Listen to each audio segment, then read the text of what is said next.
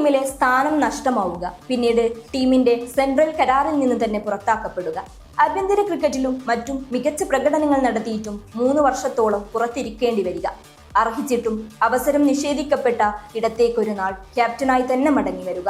ആലോചിക്കുമ്പോൾ തന്നെ ഇത് പലർക്കും അസാധ്യമെന്ന് തോന്നിയേക്കാവുന്ന ഒരു സ്വപ്നമാണ്.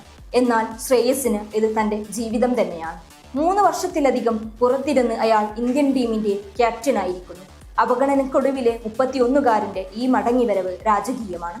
2023 ശ്രേയസ് അവസാനമായി ഇന്ത്യൻ T20 ടീമിൽ കളിച്ചത്. അതിനുശേഷം പലപ്പോഴും അർഹിച്ച അവസരം നിഷേധിക്കപ്പെടുകയായിരുന്നു. സെലക്ടർമാരുടെ നിർദ്ദേശം അവഗണിച്ച് രഞ്ജി ട്രോഫിയിൽ കളിച്ചില്ലെന്ന് ആരോപിച്ചാണ് താരത്തെ പുറത്തിരുത്തിയത്. ഇതിനിടയിൽ ശ്രേയസ് സയ്യിദ് മുഷ്താഖ് അലി ട്രോഫിയിലും വിജയ് ഹസാരെ ട്രോഫിയിലും IPLലും മിന്നും പ്രകടനങ്ങളുമായി തിളങ്ങി. ഒപ്പം 2024 കൊൽക്കത്ത നൈറ്റ് റൈഡേഴ്സിനെ IPLൽ കിരീടമണിയിക്കുകയും ചെയ്തു. കൂടാതെ മുംബൈക്കൊപ്പം നായകനായി മുഷ്താഖ് അലി ട്രോഫിയും ഇറാനി ട്രോഫിയും താരം നേടിയെടുത്തു. പക്ഷേ മികച്ച പ്രകടനങ്ങൾ എത്ര പുറത്തെടുത്തിട്ടും താരത്തിന് അവഗണന തന്നെയാണ് ലഭിച്ചത്. അപ്പോഴെല്ലാം പലരും ശ്രേയസിനായി മുറവിളി കൂട്ടിയെങ്കിലും താരത്തിന് അവസരം ലഭിച്ചത് 2025 അതും ഏകദിന ടീമിൽ പരിക്കേറ്റ കോഹ്ലിക്ക് പകരക്കാരനായി മാത്രം. വെറും റീപ്ലേസ്മെന്റായി എത്തിയ പാറ്റർ ഒടുവിൽ ഇന്ത്യയെ കിരീടമണിയിക്കുന്നതിൽ നിർണായകമായി. എന്നിട്ടും T20 ടീമിലേക്ക് ശ്രേയസിന് അവസരം നിഷേധിക്കപ്പെട്ടു. ആ വർഷം പഞ്ചാബ് കിങ്സിന്റെ നായക സ്ഥാനം ഏറ്റെടുക്കുകയും 11 വർഷങ്ങൾക്ക് ശേഷം ടീമിനെ ഫൈനലിൽ എത്തിക്കുകയും ചെയ്തു. കലാശപ്പോരിൽ റോയൽ ചലഞ്ചേഴ്സ് ബാംഗ്ലൂരുവിനോട് അടിയറവ് പറഞ്ഞെങ്കിലും ആരാധകർ ഒന്നുകൂടി ശ്രേയസിനെ ഏറ്റെടുത്തു.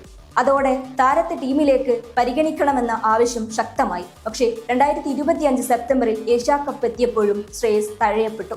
ഈ അവഗണനകളെ ഒട്ടും പരിഗണിക്കാതെ മുംബൈ താരം മറുവശത്ത് തന്റെ പ്രകടനം തുടർന്നു. ഇക്കഴിഞ്ഞ T20 ലോകകപ്പ് ടീമിലേക്ക് താരത്തെ ഉൾപ്പെടുത്തണമെന്ന ആവശ്യം പല കോണിൽ നിന്ന് ഉയർന്നിട്ടും മാനേജ്മെന്റ് അയാളെ പരിഗണിച്ചില്ല. 2026 IPLലും ശ്രേയസ് തന്റെ സ്വതസിദ്ധമായ പ്രകടനങ്ങൾ നടത്തി ഒന്നുകൂടി തന്റെ സാന്നിധ്യം അറിയിച്ചു.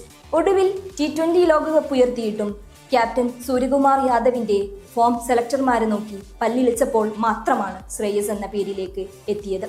ഈ തിരിച്ചുവരവിലാകട്ടെ ടീമിലെ ഒരു സ്ഥാനം മാത്രമല്ല ലഭിച്ചത്, ടീമിന്റെ കപ്പിത്താൻ പട്ടം തന്നെയാണ്. അർഹിച്ചിട്ടും ക്രൂരമായി അവഗണിക്കപ്പെട്ട അയാളുടെ ഉയർത്തെഴുന്നേൽപ്പിനെ കാലത്തിന്റെ കാവ്യനീതി എന്നല്ലാതെ മറ്റെന്താണ് വിളിക്കാനാവുക?